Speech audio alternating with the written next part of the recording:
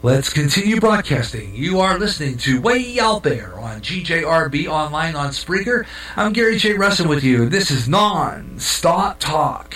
And 45 minutes of it. We're going to start another one right now as we wrap up Way Out There for today here on GJRB Online so that we can get a lot of this in. So now we're talking about artificial intelligence right now. And on the show was a guy named Lauren Weinstein, as I had mentioned earlier. He talked about robotics and how it's pretty much taken over a lot of businesses. A lot of businesses are now using robots for their work. They are replacing, I guess, otherwise would probably cost them in the long run a lot of money to, for people to be on the payroll and to operate things, and not that there's nothing wrong with that per se. Doing that kind of thing and having that, but quite honestly, if you really think about it, it's kind of a sad situation because a lot of people who counted on that for their monthly paycheck, they're not getting that no more, right? And it's kind of a sad thing there. But a lot of companies are doing it. They are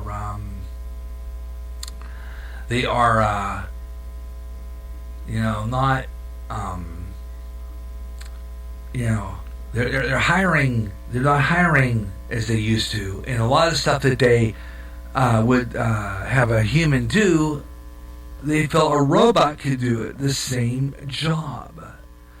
And I have a recording of that, and I guess I could save it for the next show because it was kind of interesting. It was on a Osgood Files today, and I didn't really run it on my 9-foot signal, so I just didn't have time, and I decided since I had an on-schedule promo break that I would just go right in and finish up the show. So we just started off another 45 minutes of non-stop talk, and this is Freestyle Friday, and I'm Gary J. Russin on GTRB Online, and he had what was a lawn mowing service, and the lawnmower is a robot, and it cuts the grass. And fascinating story there, and I hope maybe one of these days what they need to do is bring that on Coast to Coast. But George asked Lauren Weinstein about robots, about doing a robotic voice. And he thought he did a robotic voice very good. He wasn't too bad. I kind of give him the credit for it. Just at the very beginning of that. And how robots are kind of doing, I mean, it's interesting because robots now sound like me. Would sound like me. I mean, I could probably put a robot that sounded like me in his chair to do Way Out There right here and lead to how my wife was something, and you probably wouldn't even know the difference. That's how, seriously, that is how, that is how you could probably not realize that a robot was doing this show unless I told you, or you were in the studio facility and you're looking in the window. That simple. I mean, just that simple. So, I mean, the first part of it, George Norrie asked about that robotic voice. He's introducing his guests in a pretty cute way that he did it. Talk show, artificial intelligence, brand number one. Lauren Weinstein has been involved with development of internet for decades. We bring him to show. Hello, Lauren. I think we need to send this one back to the shop. Have to reload the firmware and reboot. It's much better now, isn't it? Isn't AI much better now than even what I just did? I think AI was much better than what you did back in 1933, actually. So, it's come a long way. It's a fascinating area, and one of the things that makes this a lot of fun, robotics and AI, which of course are tightly entwined now. There are so many science fiction references. I was thinking about this earlier. That science fiction references, and of course, I was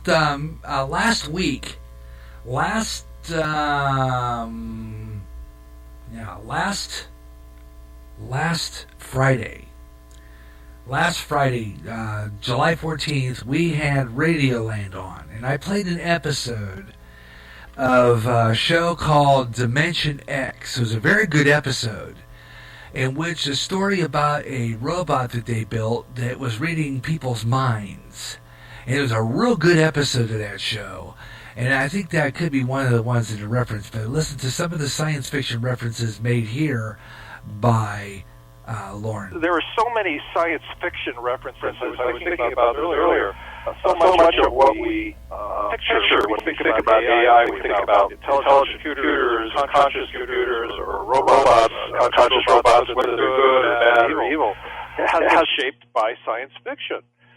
So while people like to get concerned about these things, and there are very reputable researchers in the field who are concerned about artificial intelligence, getting out of control one way or another. The positive aspects of this are just so enormous. I mean, who wouldn't want Robbie the robot, right? I mean, who wouldn't want to have a capable, friendly robot like Robbie? On the other hand, you probably would be concerned with having HAL 9000 around, or a sex fiend robot like Proteus from Demon Seed. Mm-hmm. So there's a lot of illustrations we can look at that color our thinking about robotics and artificial intelligence. And while they are of course fictional and fantasy, they are useful reference when we start talking about the real thing. What is driving their ability to become almost so lifelike? Is it the computers within the robot? What's doing it? What's pushing it, Lauren? Well, there have been artificial intelligence has been something that computer scientists and other researchers have been trying to achieve advances in for a very long period of time. And back when I was at UCLA and the initial work was being done at Stanford and at MIT, there were a lot of efforts at artificial intelligence. There are names like Marvin Minsky, who were the driving forces behind this, and a lot of those efforts were absolutely trailblazing. They didn't really pan out, though, necessarily the way that was hoped at the time. And it took a while before the computational capabilities. You need so much raw computing power to do this right, and you need the right models to do this. The software models that were being used, the programming models, were different than what is now popularly used. So now we're using neural models, which are trying, in a way, to use layman's terms, they're trying to model the way we think the human brain works. And a lot of problems, AI problems that were insoluble before, you can now solve or work towards solving, given that you have enormous computing power available and these new models. So for example, when you use Google's speech recognition system that is, so good. It's amazing. Truly. Tommy loves it. He uses it all the time. For a long time, I thought he was talking to himself, Lauren, but he was talking into his phone.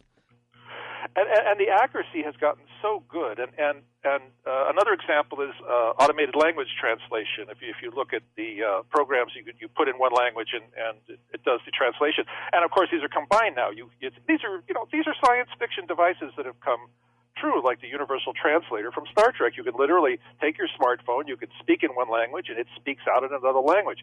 Well, behind the scenes, what's going on now is a lot of these very complex machine learning models, which we can put under the umbrella of artificial intelligence. And another major change that has happened is there's now hardware that is specifically being built. Google has chips that they have designed specifically to do artificial intelligence.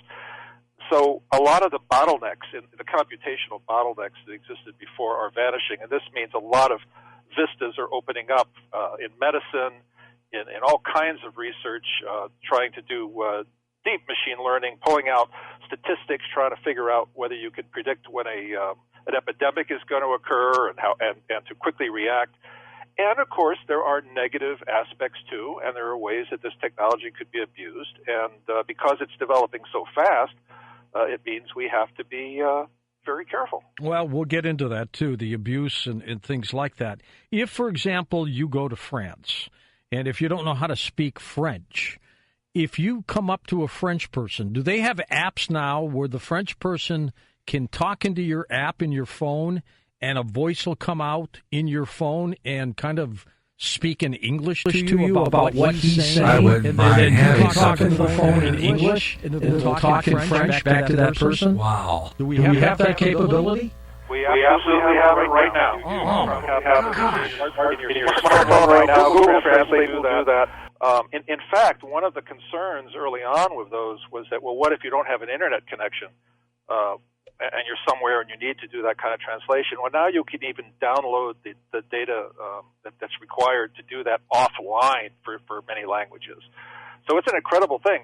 I don't travel internationally very much, but I have actually played with that a lot by myself, and you just kind of sit there and you say silly things in and listen to it speak it in Mandarin Chinese or in German or in one of the list of, it seems like 50 languages, some of which I don't even know where in the world they come from. When these ambassadors are in the United Nations and they're wearing their headsets, and obviously they're hearing something when somebody's speaking, but I'm not sure they're hearing the person speaking. They're either getting an interpreter talking in their headset, or maybe there's that computer program that breaks it down for them.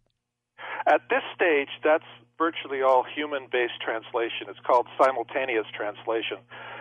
It's an art form unto itself. The people that do that work are like, as far as I'm concerned, they have supernatural capabilities. Their brains being able to do this. I think machine learning and artificial systems are going to help with that. Eventually, they will probably supplant part of it.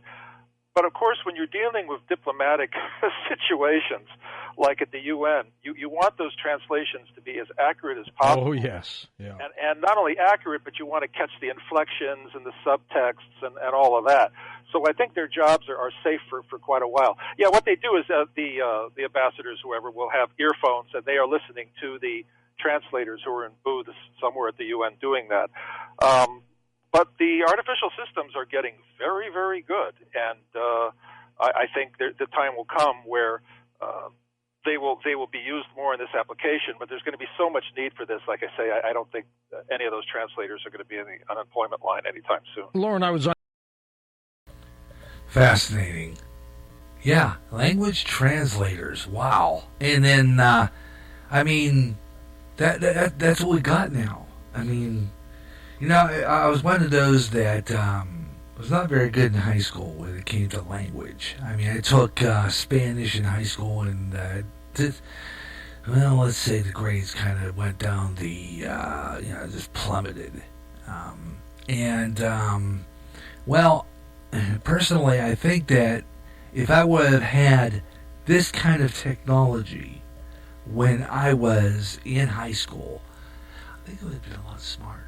You know what I mean? Seriously. I mean, I think it would have been a lot smarter because I probably would have had at least a little bit more jump on things. And I think that's why today's kids in school have a jump on things because of this electronics. They got things they could do. And it's knowledge that you know, I wish that we would have had back when I was in high school, but incredible. Going back now, we continue this story now of a human robot, very uncanny human robots. And they talked about the Sing the Body Electric, which is an episode of The Twilight Zone. Absolutely incredible episode of The Twilight Zone. And I love that episode. And it's a really neat episode. And they talk about that, and kind of talks about that, well, didn't really touch on it exactly, but I did talk about a Chinese woman, and if you are a follower of me on my Pinterest page, in the Way Out There section, you'll see a picture of her. She's a Chinese robot, and she speaks. She'll answer you. You can carry on a conversation with her. It's still there. So go to follow me on Pinterest, and you'll see her. Very interesting. And another one, I told a story a while back on Way Out There about lonely men who now can get a woman, a robot woman. They don't have time to date or anything like that. They can get a robot woman. They date. They can date. They can get one. And fascinating. So, really uncanny. Human robots. Check this out. Back to Coast, Lauren Weinstein with us, of course, talking about some incredible artificial technology. And Lauren, what was this syndrome again when you look at a robot and you know it's not quite human, but it sure looks it, you get this uneasy feeling? What did you call it? Right, the uncanny valley. When it's close enough to human to make you feel uncomfortable. There's another, and usually that's like with facial expressions or movements, any kind of movements. Also, you were doing that mechanical voice at the top of the show. Sure. Yeah. That's another one. When you think of robots, you think of the voices like that. When I was at UCLA many years ago, I worked with a voice synthesizer called a Votrax VS6, I guess it was called. And we used to joke that it sounded Swedish, going, that's what it sounded like. But now the voice synthesis systems are so good that the best ones you can't really tell in most cases whether or not you're talking to a human or a machine. And that's another area where it gets people, uncomfortable. It's a completely natural kind of reaction. And in some cases, scientists working on this are trying to find ways to give people subtle cues to reduce their discomfort with these systems. You want the systems to be as good as possible, but you don't want to make people squeamish either. So it's a challenging area. Why are we moving in this direction? What are we going to use these robots for? Why do we need them? Well, this is a question that's been asked, from the very beginning, and people have been concerned. You go back to the movie Metropolis, right? And people already had evil robots in film. It has usually been the driving force has fabulous been movie.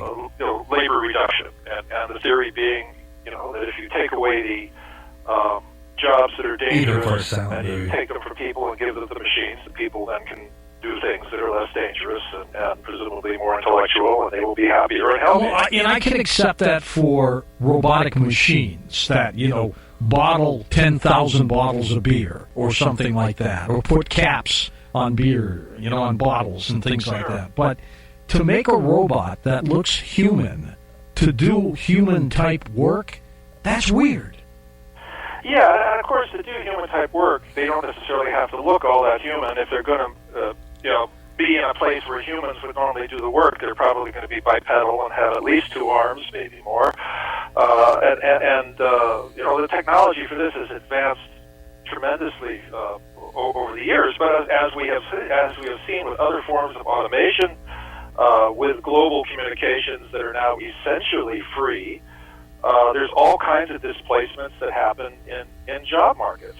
And a lot of these jobs just aren't going to come back. There's one example is the coal industry, where it has become so much more efficient in most mines to use robotic systems to do the mining. And safer.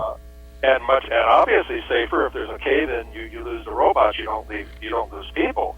On the other hand, that means that a lot of people who for generations have been working the coal mines just aren't going to be able to do it anymore, and there's just no way to reverse that in the long term. And unfortunately, as a society, we are much better at finding ways for machines to replace humans than we are for finding ways to get those humans into new, satisfying, well-paying jobs. And this is a very, very difficult area. I have on my bulletin board in my office. Okay, you're listening to Way Out There on GJRB Online, and we're talking about robotics, we're talking about robots, and how they're taking over men's jobs, or they're doing more of the menial tasks. And, it was predicted this was going to come up. This was predicted a long time ago, that we were going to have robots doing men's jobs. It was predicted in TV shows like the Jetsons.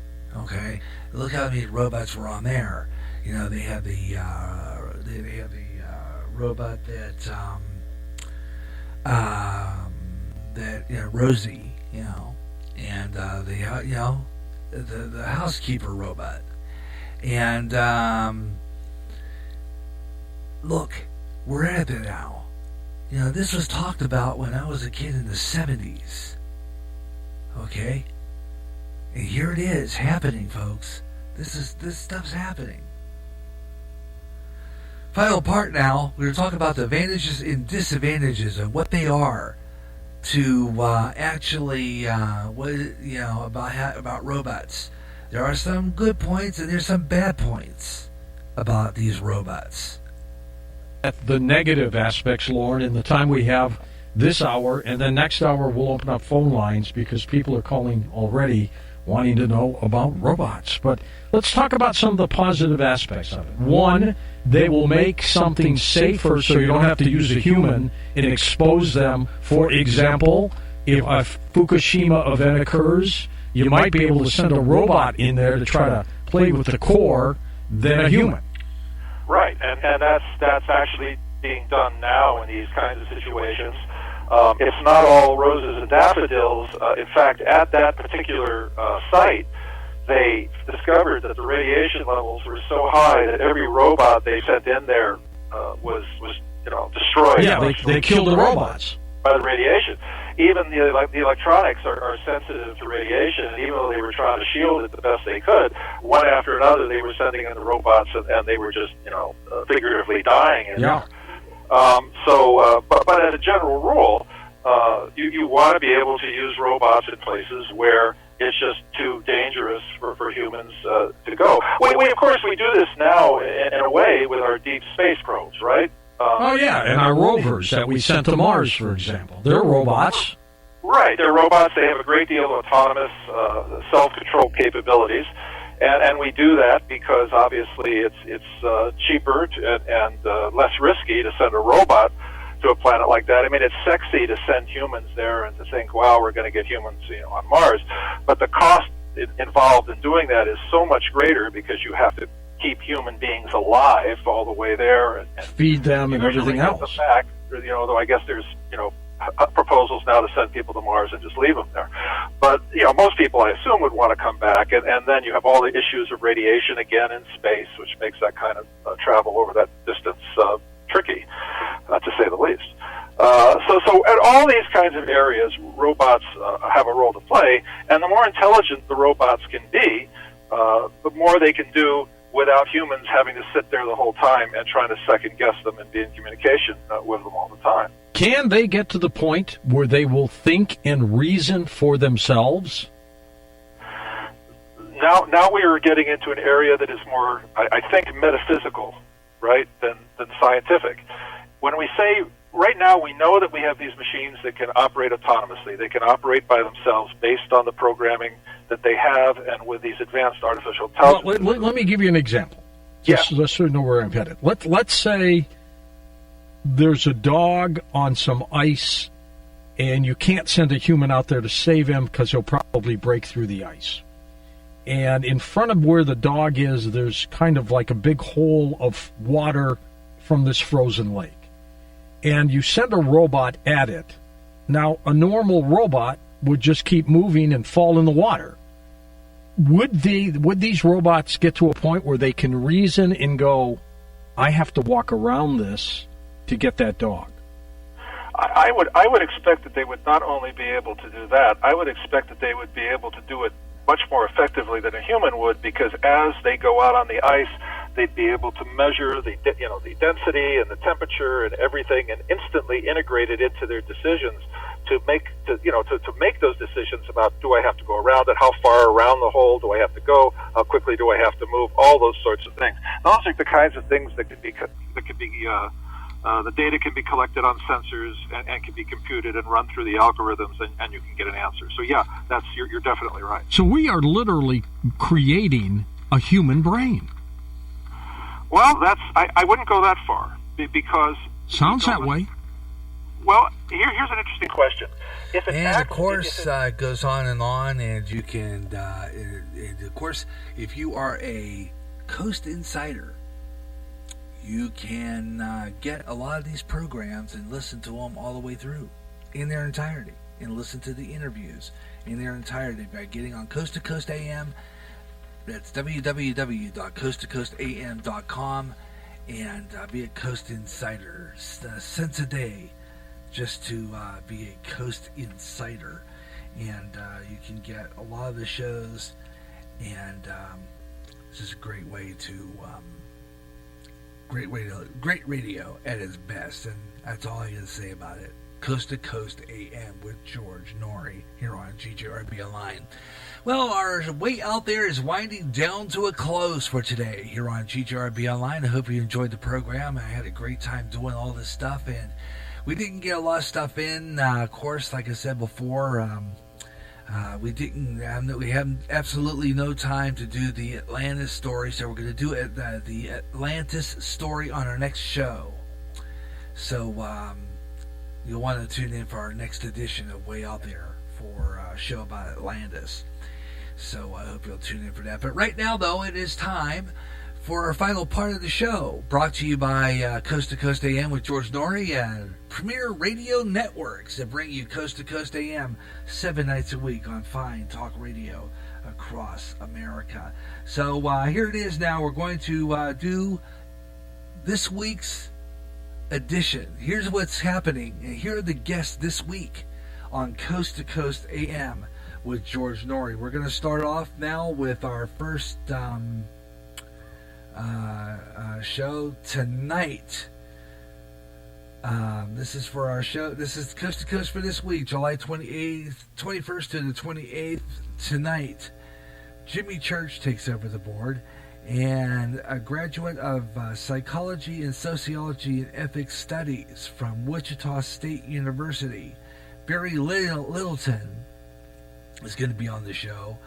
And it has, for the last 2 decades, been involved in the administration for at-risk youth, including cognitive behavioral modifications.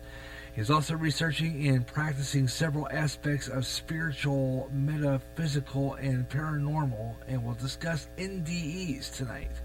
Always a good show. We're going to do an NDE show. I'm going to listen to this tonight, and I'm going to check it out. NDE show. So I'm going to listen to that tonight. Should be pretty good. Jimmy Church tonight on Coast to Coast with an NDE show, and that'll be for the first 2 hours, and it will be followed by open lines. Tomorrow night, History of Gold, Government Control of Hollywood. Ooh, this ought to be a good one. This is going to be hosted by George Knapp Saturday night. Going to have James Ledbetter and Matthew Alford on.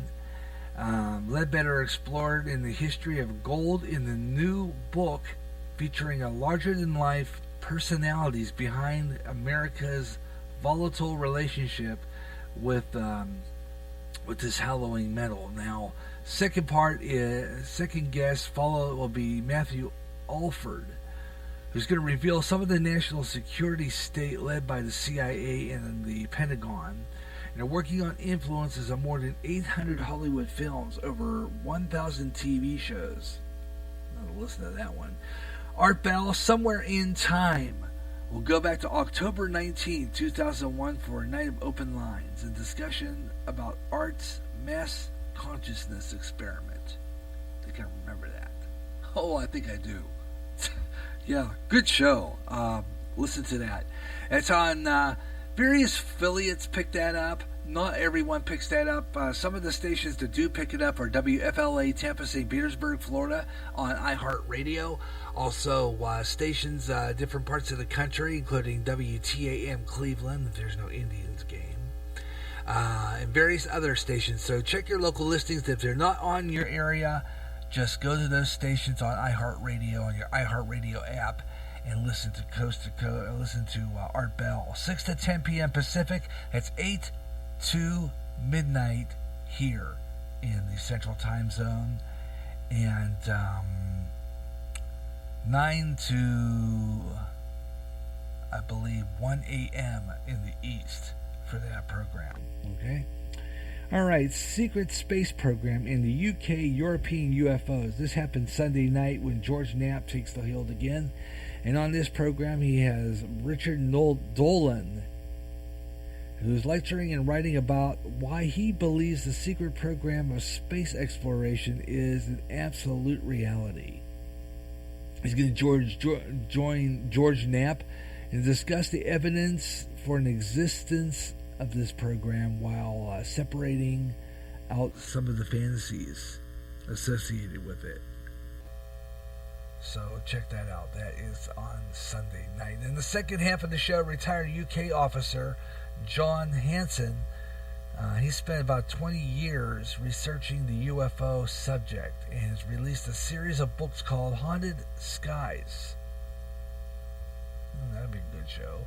He's going to discuss cases that he's investigated, including material from the late Essex UFO researchers and Ron West, including a wave of triangular UFO sightings. Yeah. Okay, in Monday night show, July 24th, Trend Forecasting and Witches and Book on Enoch. That ought to be a good one. George Norrie goes back on the air with his regular 5-day-a-week stint. He's going to have Gerald Calente and Mike Heiser on. Founder and director of the Trends Research Institute, discussing major trends unfolding for the U.S., aging baby boomers, and the rise of robotics and virtual reality, and how China continues to buy agricultural land all over the world because of food and water, and even more essential in the future. Second half of that show is biological studies. Michael Heiser will talk about the latest work researching the fall of the heavenly witches in the Book of Enoch. We've talked about this on the Bible study. The Book of Enoch really doesn't exist in the Bible. It's kind of a lost book, I guess. I'd have to ask Pastor Ron again, our pastor. He knows about this Book of Enoch. But it basically a really interesting stories. We're going to talk about that coming up. If you want to check that out. All right, let's see what else is coming up on here. Let's go now to Tuesday night. Joel Wallach's going to be on, and Will Hart. I'm considering this one for a future way out there. He addresses the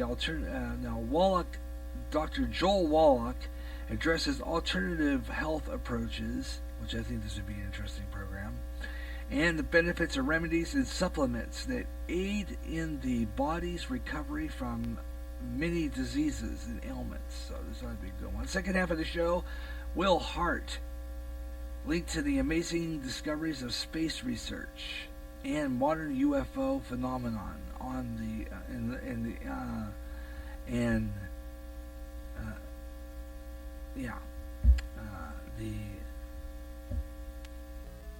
strange things about ancient artifacts. Also discussed the evidence for the theory of directed panspermia, I guess it is. Anyway, new life on Earth is transferred through sophisticated pro-engineering programs. Wow. Yeah. Check that out. That'd be a good one. Okay. Let's see. We're coming to the end of the show. We got about 11 minutes, under 11 minutes left of Way Out There for today. So we want to go through this pretty quickly as we get down to the end. We have Wednesday night, satanic abuse in NWO and UFO research. That'll be a good one. Russ Dizdar, and I guess that's pronounced Dizdar, and Stanton Freeman will be on. Dizdar will discuss the satanic ritual abuse and how numerous crimes and criminals are related to the secret government projects such as the MK Ultra, and focuses on as he tracks association with underground organizations he believes is part of the New World Order. Second half of the show, UFO researcher Stanton Freeman will be on, talking about various UFO-related topics, including scientific evidence of MUFON, truths of Roswell's incident, and government cover-ups. So that's always a good one. Quantum Communication will be on Thursday night with Linda Moulton Howe. She's going to be on again. Oh, good. Looking forward to that. Talking about Chinese experiments in quantum teleportation and communication, as well as the mysteries, disappearances of people in national parks and the urban locations. Also, first hour, guest attorney Dawn Brown will discuss interviews with Jerry Yellen, 93-year-old war veteran who flew last flight mission for World War I. And finally, Life on O'Toole. This is Jimmy Church will be on next Friday night. He's going to be welcoming Lorcan O'Toole, who played the pediatric Tilliford on Sons of Anarchy, son of legendary actor Peter O'Toole. He'll be I can't pronounce that name. Lorcan's just acting role in a boxer in 1997 and later starred in the Desmond in 2005. They'll be talking about, as well as TV series Totally Frank. They're going to discuss working in Hollywood, and growing up in the son of a famous father. So those are open lines, of course. And that is what's happening this week on Coast to Coast AM with George Norrie on Premier Radio Networks. Remember, you can get on Coast to Coast AM's website and get information on how you can be a Coast Insider. And when you become a Coast Insider, you can get in on all these programs and get them wherever you want to, and a library of many, many dozens of radio programs. That's coasttocoastam.com, and that's where you find it. And George Norrie heard Coast to Coast all over the network, 1 a.m. to 5 p.m., 1 to 5 a.m. Eastern Time, midnight to 4 a.m. Central, 10 p.m. to 2 a.m. Pacific Time on many fine talk radio stations across the country. Coast to Coast AM with George Norrie. What a great place to listen to radio.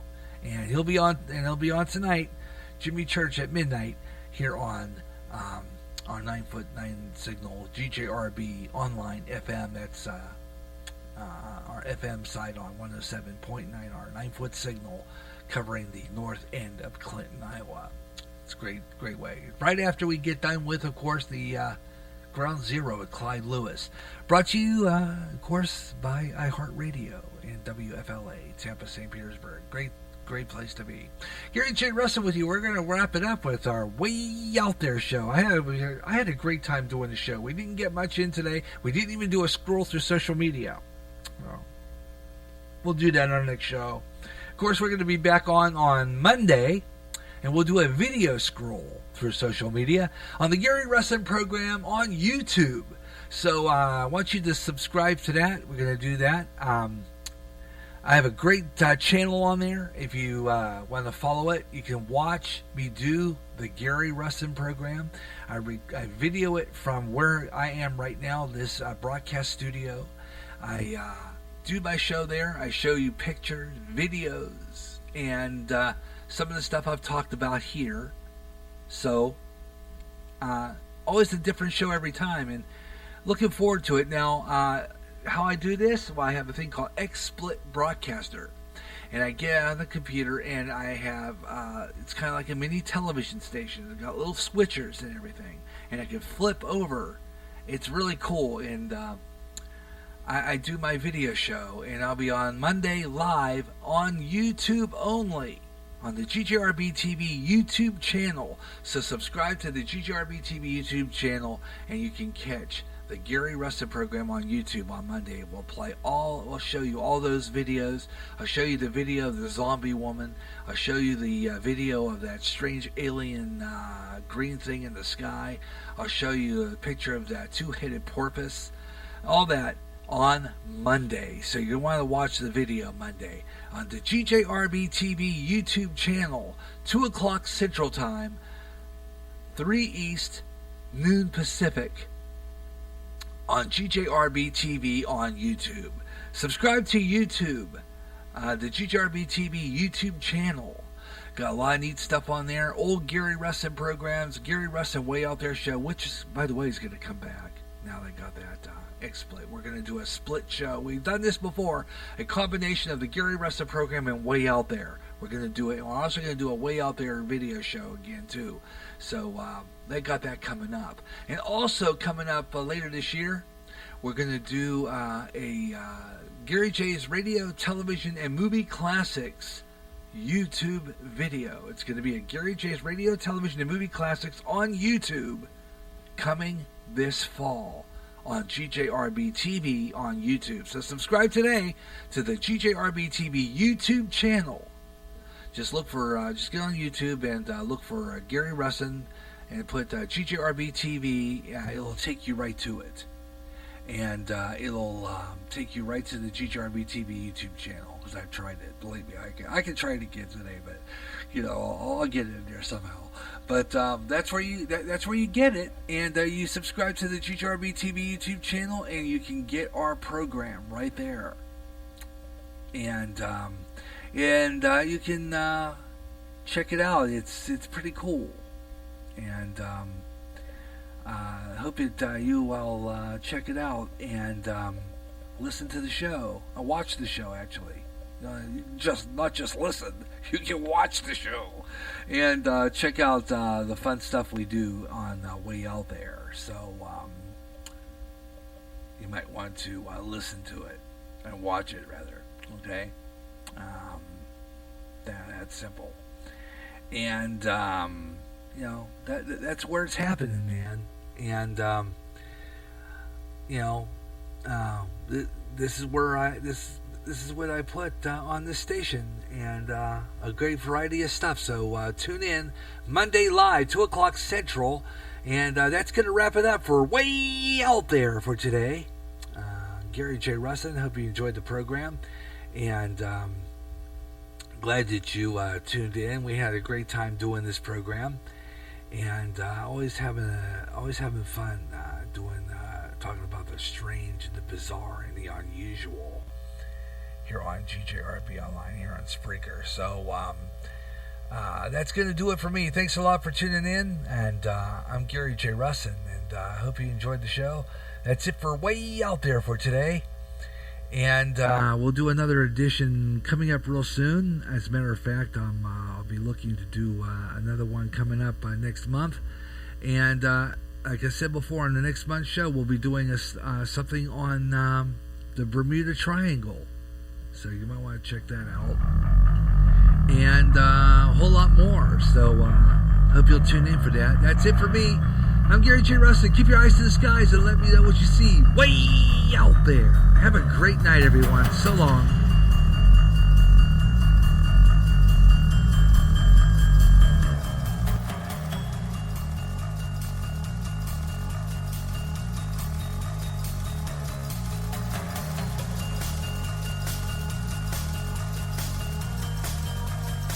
It was the year World War II ended, and the troops came home, and the music was fabulous, with big hits from Perry Como, Judy Garland, and the Andrews Sisters.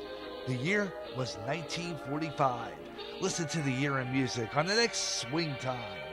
I'm Gary Russin, and I'll be featuring the biggest hits from that year, along with trivial information about the prices of items such as groceries, the news events, the culture of 1945.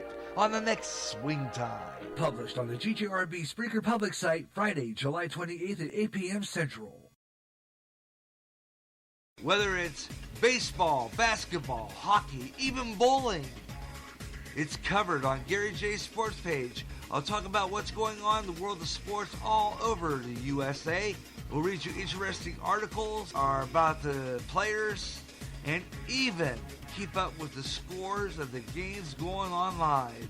I'll even have guests from time to time and just talk sports. Better than any newspaper page, it comes alive. Gary J's Sports page. Join me for Sports Page at a brand new time, alternating Saturdays at noon on GJRB. This is GJR Broadcasting.